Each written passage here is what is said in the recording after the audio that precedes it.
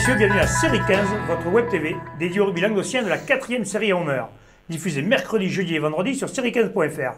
Aujourd'hui, comme tout le jeudi, nous recevons un invité. Aujourd'hui, Adrien Giner, ancien président de RC Cornellans 15 et maintenant joueur. Bonjour Adrien. Bonjour. Avec mes serial chroniqueurs, bonjour Stéphane. Salut. Et Alain. bonjour Michel. Salut Alain. Bon Adrien, alors maintenant tu as changé de position, maintenant tu es plus que joueur. Comment se passe cette saison 2013-14?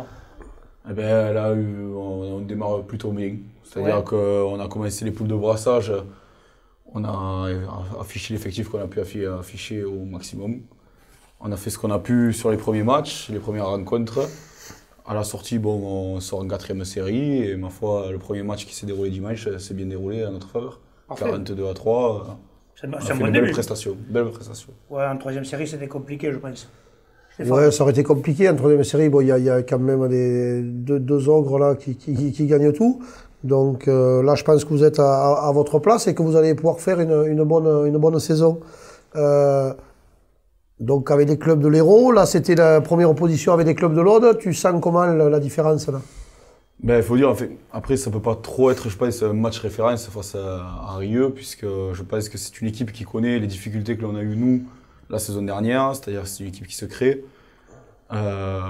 Ils ont quelques lacunes, on a su en profiter dimanche, on a pu leur afficher en plus un effectif complet, ce qui ne nous était pas arrivé depuis un petit moment. Donc nous on fait une bonne prestation, eux n'ont pas encore trouvé leur rythme. Donc, oui, en fait, ils ont plus les pauvres. Voilà, ils ont baissé les bras un peu rapidement, donc ça ne peut pas être un match référence, on ne sait pas trop en quoi ça tenir. Et là tu parlais d'effectifs justement, vous avez combien de licences chez vous là? Une trentaine. Une trentaine, mais des joueurs présents aux entraînements, ça ne dépasse pas les 20. Ouais. Et même les 15. C'est les vieux qui viennent ou c'est les jeunes qui viennent? C'est plus les vieux qui nous poussent. Ouais, comme dans beaucoup de clubs d'ailleurs. Oui, mais d'ailleurs, ça avait un peu descendu parce que les vieux justement avaient arrêté la première saison lorsqu'on finit champion. Ils avaient essayé une deuxième saison, ils n'avaient pas trouvé l'engouement des jeunes qui trouvaient eux à l'époque où ils jouaient. Ils sentaient que l'amalgame se faisait voilà, pas. ça se faisait pas trop, ils avaient un peu laissé ça de côté, mais heureusement, on en a certains qui, grâce aux jeunes qui ont signé l'an dernier, qui signent leur deuxième année de rugby, la plupart, qui ne savaient pas du tout jouer au rugby l'an dernier, qui ont pris le temps, ils se sont investis comme jamais dans cette équipe. D'ailleurs, ils m'ont permis de pouvoir afficher une équipe de Cornellans toute une saison. Oui, c'est bien ça. Oui. On est content de voir du rugby à Cornellans parce que c'est vrai que c'est un village quand même qui est tout seul, qui n'est pas en association, en entente plutôt. Donc c'est bien, voilà. Puis c'est un village où il fait bon vivre le rugby. On est content que ce club le refleurisse là, un petit peu. Là au niveau des entraînements, c'est toujours Jeannot qui... C'est Jeannot Ortega, oui, qui nous suit maintenant depuis 2 saisons. Il a signé sa 2e saison.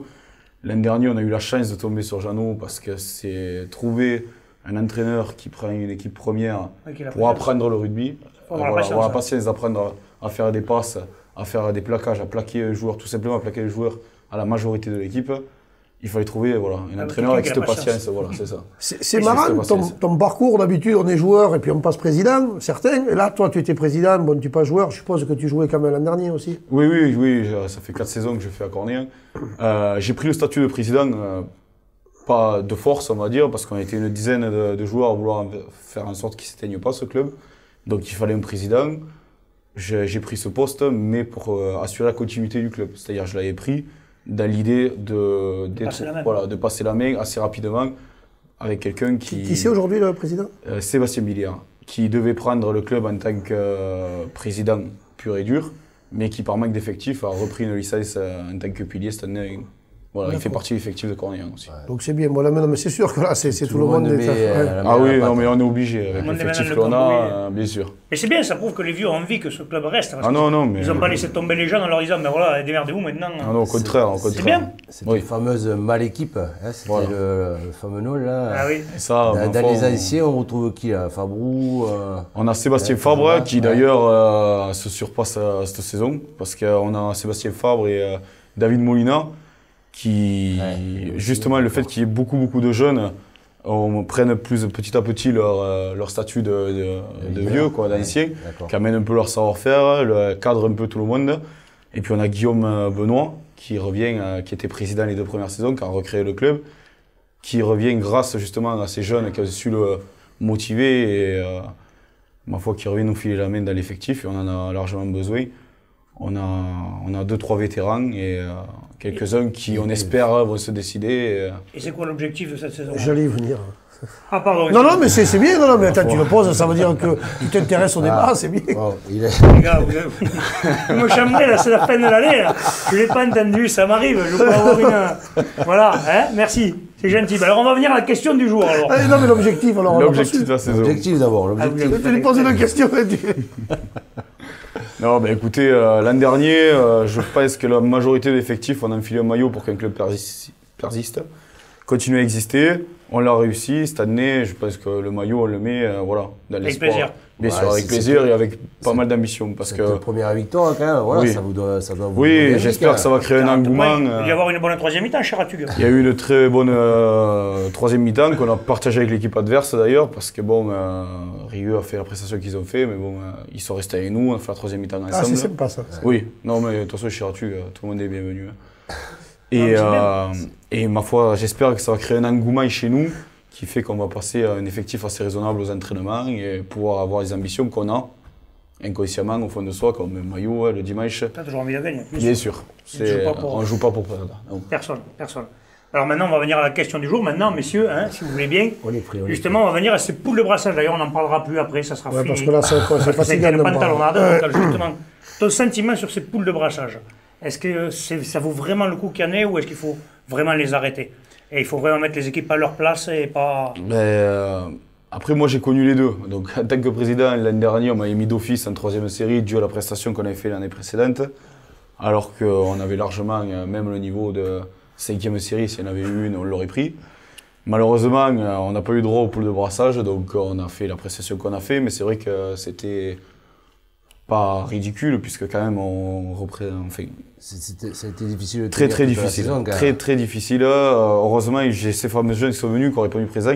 C'est-à-dire que malgré ces prestations, on a affiché quand même un effectif de 22 à tous les matchs. Ouais. On a été félicité par les arbitres, par tout le monde, parce qu'ils pensaient qu'on allait jeter les bonges, qu'on allait faire un forfait général et qu'on allait éteindre le club. Donc, bon, cette fois-là, on n'a pas eu le droit aux poules de brassage. Cette année, on nous ressort les poules de brassage. Alors, je ne m'y suis pas trop intéressé, je ne sais pas le pourquoi du comment. Je ne sais pas si c'est par dû un manque d'effectifs. L'Hérault a plus, pas, je ne vais pas dire plus jouer le jeu, parce que naturellement, il y avait deux équipes au-dessus du lot. Donc déjà, sur 3 qualifiés, s'il y en a 2, bon, voilà. Bon, l'Aude, ça a été plus compliqué, quoi. Bon, on verra maintenant. Bon, maintenant, place au sport. Et oui, c'est bien que ça finisse, parce que franchement, on a vu qu'il y a des clubs en effectif incomplet. Faire des matchs en effectif incomplet, quand même, c'est malheureux. Parce que ne serait-ce que pour les joueurs qui se pointent le dimanche avec leur... Il n'y en a pas eu dimanche, là. Non, ce dimanche, bizarrement, il n'y en a pas eu. Il n'y en a pas eu, non. Comme quoi, il y a des équipes, bizarrement, ont retrouvé des joueurs. Mais là, les vendages sont terminés maintenant. Oui, là, sinon, c'est les vendages alsaciens. Non, mais on espère que maintenant, ça se passe bien. Et voilà, mais je pense que la 4e série va être très ouverte. Voilà. Ouais, c'est la poule. Il y a 4 équipes là, qui peuvent le gagner. Ou même 5. Dombou ou 5 même, ouais. Je pense que quasiment tout le monde se tient par Rieux, les pauvres qui démarquent. Rieux, ouais, bon, peut-être tôt aussi. Bon, là, ils ont gagné. Avec de la volonté et en s'accrochant, ils peuvent peut-être gagner un match chez eux, Rieux. Mais ils en ont gagné, je crois, en première phase, je crois qu'ils ont gagné un match. Oui, non, mais là, maintenant, on ne sait pas dans quel truc, ouais. Bon, mais parce que là, quand même, on repart tout à 0. Hein, tout à 0. Oui, voilà, tout à 0, il y aura... Les équipes qu'on a rencontrées, déjà, on les rejoue. Vous les rejouez. Il va y avoir 10 matchs à faire, donc 10 matchs à faire, c'est long quand même. Et puis les 4 premiers se rencontrent. Surtout avec un effectif de 10 matchs à faire, demi-finale, finale, ça fait 12 matchs qu'à la fin de la saison, qui reprend qu'en janvier le 12, il n'y aura pas beaucoup de trous, je pense. Non.